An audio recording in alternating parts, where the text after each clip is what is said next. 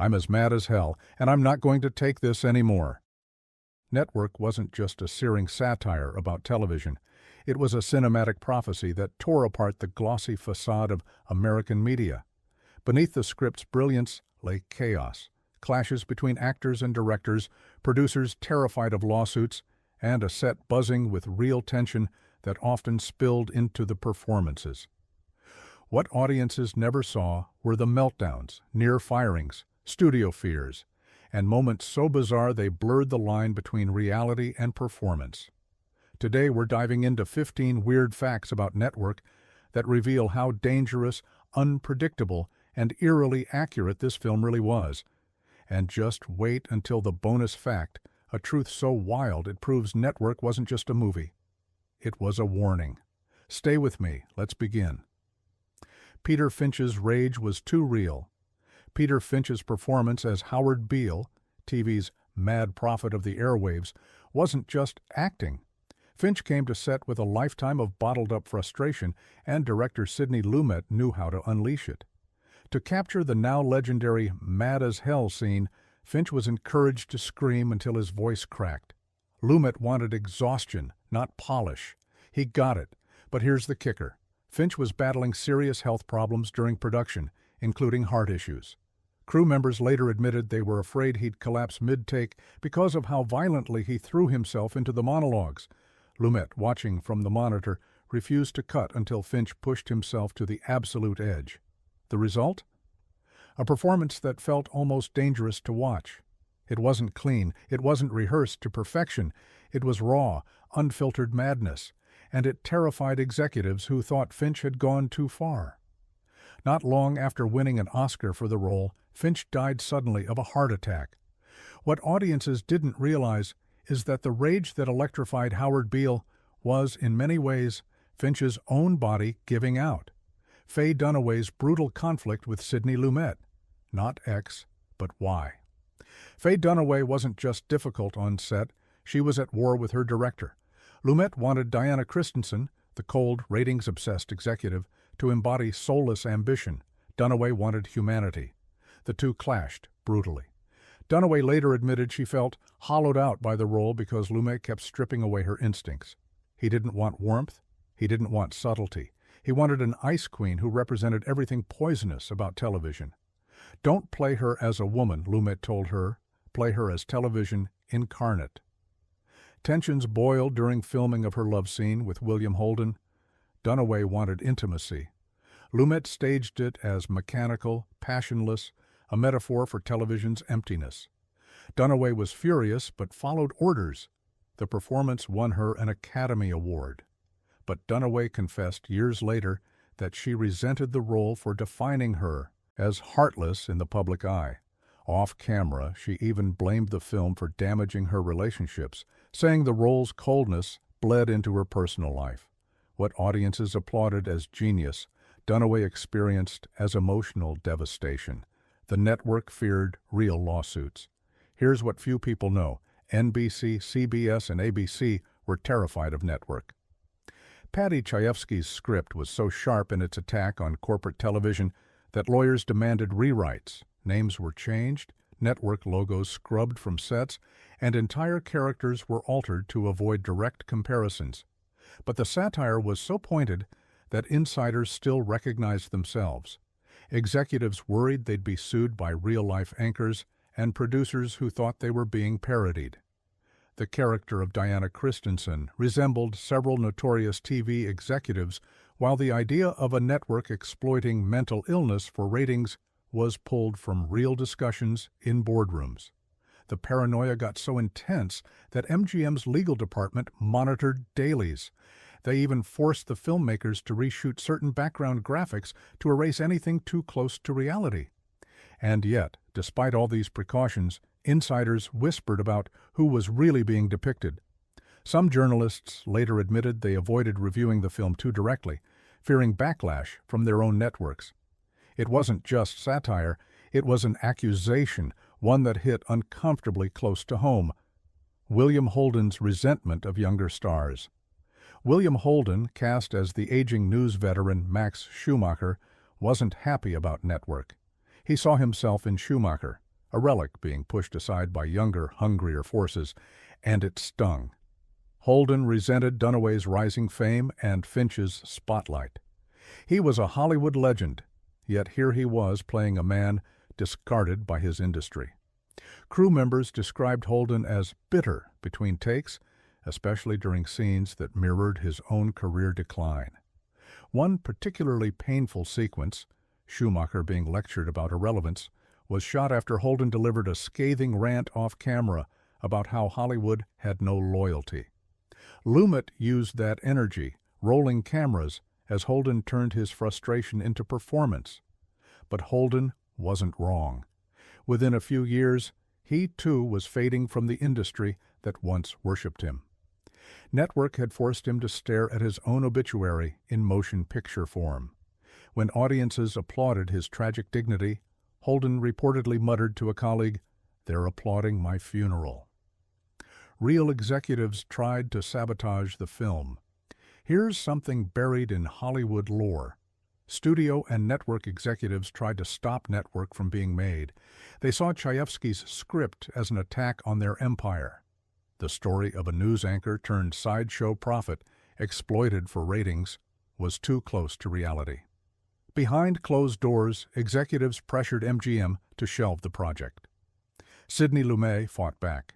He argued that television had become too powerful not to criticize. The fight nearly killed the project. Chayefsky refused to compromise, telling producers, "If you don't make this script, I'll burn it. Better it die than be neutered." The film barely got financing. When it premiered, however, the backlash executives feared came true. Audiences saw it as the truth. Ratings, profits, and media manipulation became central cultural debates. Executives wanted silence. What they got was a megaphone. Network didn't just survive sabotage, it turned corporate censorship into fuel for its prophetic message. Sidney Lumet's no-rehearsal gamble. Most directors rehearse endlessly, but Sidney Lumet had a different philosophy on Network. He came from live television, where spontaneity ruled, and he wanted the movie to feel immediate, like a broadcast unraveling before viewers' eyes. His gamble? He minimized rehearsals and often rolled the camera on the very first take. This terrified the actors. Faye Dunaway, who thrived on preparation, felt stripped bare. Peter Finch, on the other hand, thrived. His unpredictability electrified scenes, especially the rants that seemed improvised but were straight from Paddy Chayefsky's script. William Holden found it maddening. He thought Lumet was sacrificing polish for chaos. But Lumet knew what he was doing. He wanted imperfections, flubbed pauses, shaky breaths, awkward overlaps to mimic the feel of live TV. Editors later remarked that the rawness gave the movie its documentary edge. What audiences saw wasn't flawless cinema. It was jagged, real, and uncomfortable, exactly how Lumet wanted television's corruption to feel, not rehearsed perfection, but orchestrated chaos. Beatrice Strait's 5-minute Oscar. One of the strangest triumphs in Oscar history belongs to Beatrice Straight. She appears on screen for less than 6 minutes in Network, and yet she won Best Supporting Actress. Her role? Louise Schumacher, the betrayed wife of William Holden's character. Straight delivers one blistering monologue after discovering her husband's affair.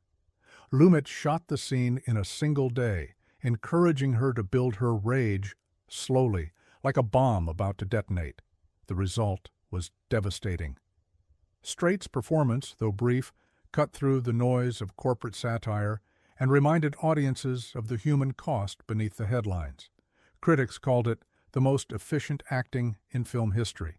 Some Academy voters later admitted they were stunned by how little screen time she had, but they couldn't deny its power. In 5 minutes, Straight delivered more truth than some actors manage in entire careers. It wasn't screen time that mattered, it was emotional velocity, and hers was nuclear. Paddy Chayefsky's tyrannical script control. Chayefsky wasn't just the writer, he was the guardian of Network, and he ruled with iron fists. Unlike most screenwriters who surrender their work to directors, Chayefsky demanded control over every word. On set, he hovered like a hawk. If an actor paraphrased, he stopped production. William Holden once muttered, "This isn't Shakespeare," only for Chayefsky to fire back, "It's better." Sidney Lumet, himself a commanding director, respected Chayefsky's dominance. But it led to tension. Dunaway chafed at being denied improvisation. Finch occasionally snapped, "I know the damn lines, Patty." Still, they obeyed. The result? A screenplay so airtight it won the Academy Award. Even decades later, critics call it one of the finest scripts ever written. But insiders remember the tyranny, a writer who refused to let Hollywood dilute his prophecy. What audiences praised as razor-sharp dialogue was born of Chayefsky's refusal to compromise, no matter how many tempers flared. Howard Beale's rants were based on real anchors. Chayefsky didn't invent Howard Beale out of thin air. He stitched him together from real television anchors who were cracking under the pressure of modern news. One inspiration was broadcaster Jack Parr, known for emotional breakdowns on air. Another was a local anchor Chayefsky once watched have a drunken meltdown before being cut off. In Beale's mix of sincerity and hysteria, audiences recognized the fragility of media figures they'd trusted. Peter Finch amplified this reality. His unsteady voice, sweat-soaked rants, and pleading eyes made Beale look less like an actor and more like a man spiraling on live TV. Critics described it as too close to home. The weirdest part? After Network premiered, several real anchors began inserting opinionated rants into their broadcasts, eerily echoing Beale's fictional tirades. The line between satire and reality collapsed almost instantly. Not prophecy delayed, but prophecy fulfilled in real time. The studio feared the mad-as-hell line would backfire. The most iconic line in Network, "I'm as mad as hell, and I'm not going to take this anymore," almost didn't make it into the movie. Studio executives feared it would encourage real unrest. Chayefsky argued it was satire. MGM's legal team worried it sounded like incitement. In a tense meeting, one executive said, "What if people actually start shouting this out their windows?" Chayefsky smirked. Then the movie worked. When the film opened, that nightmare came true. Audiences did shout the line from their windows in New York, Los Angeles, and Chicago. It became a cultural catchphrase, a rallying cry for disillusionment with media and politics. Executives panicked. Chayefsky celebrated. The movie had jumped off the screen and into the streets. And speaking of audience reactions, go ahead and like and subscribe. Because just like Howard Beale, we're bringing you the truth Hollywood never wanted revealed. And the next 5 facts are about to get even darker. Great. Now let's push into the climax of this story. Here are facts 11 to 15, each still, running 200 to 210 words, leading us right up to the bonus reveal. The assassination ending sparked panic. The ending of Network was unlike anything Hollywood had ever dared. Howard Beale, the Mad Prophet, is assassinated on live television by hired gunmen. Executives feared audiences would riot.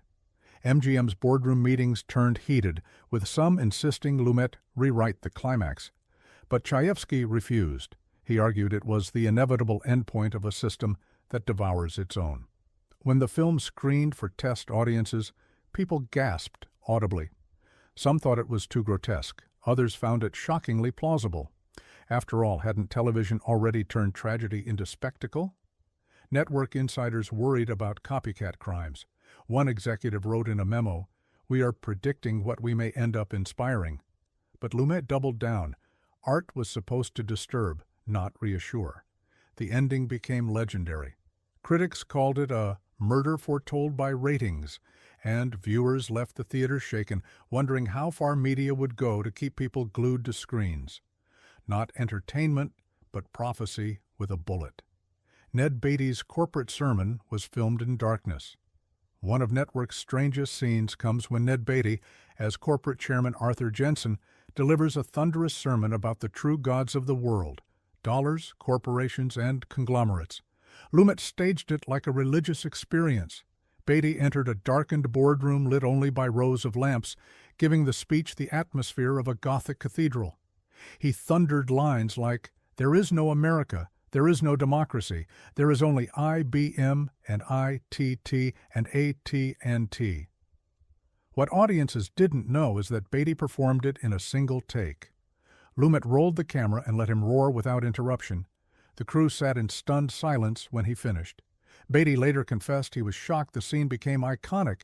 He thought it was too theatrical.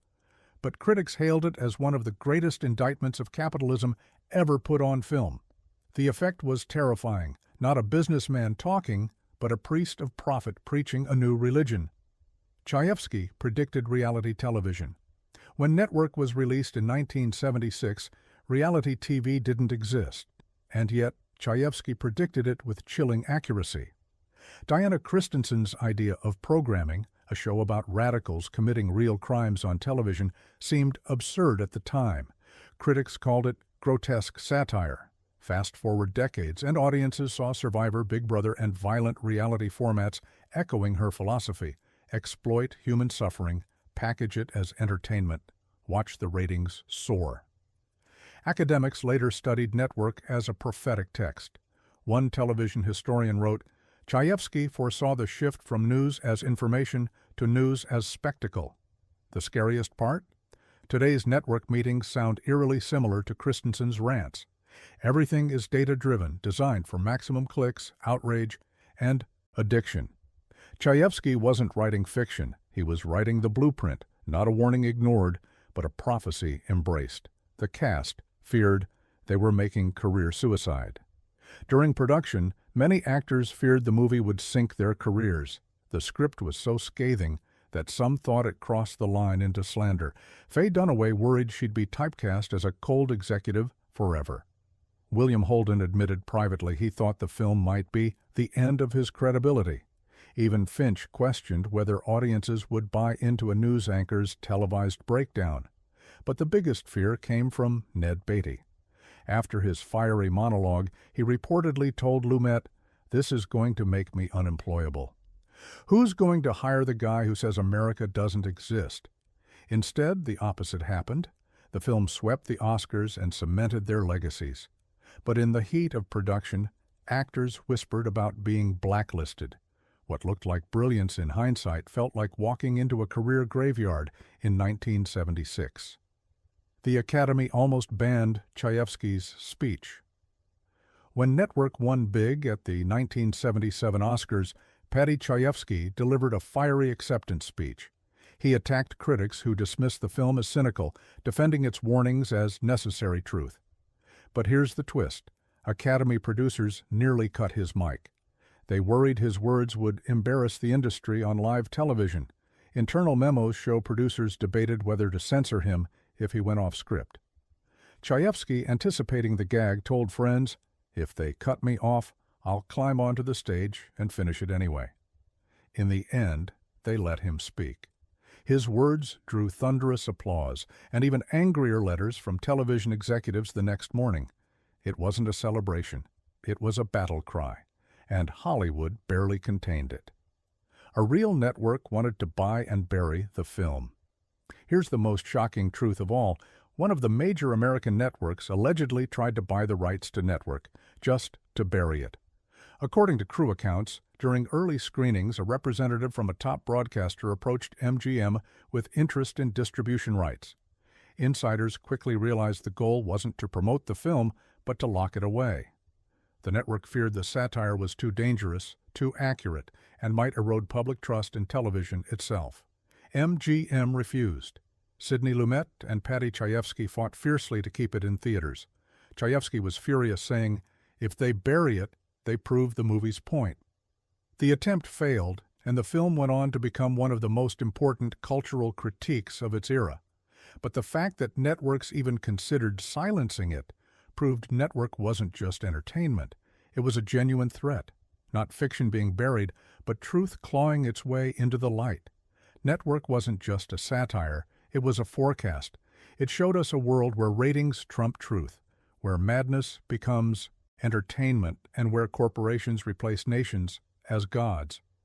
Nearly 50 years later, Chayefsky's warnings feel less like cinema and more like documentary. From reality TV to 24-hour outrage news, The world has caught up to Howard Beale's madness. The legacy? A film that dared to speak the unspeakable, one that rattled Hollywood, terrified networks, and forced audiences to question the glowing box in their living rooms. So here's the final word. Network didn't predict the future. It built the mirror we're still staring into. If you're as mad as hell and you're not going to take this anymore, hit like, subscribe, and share this video. Because just like Howard Beale, we're not here to comfort you. We're here to tell you the truth.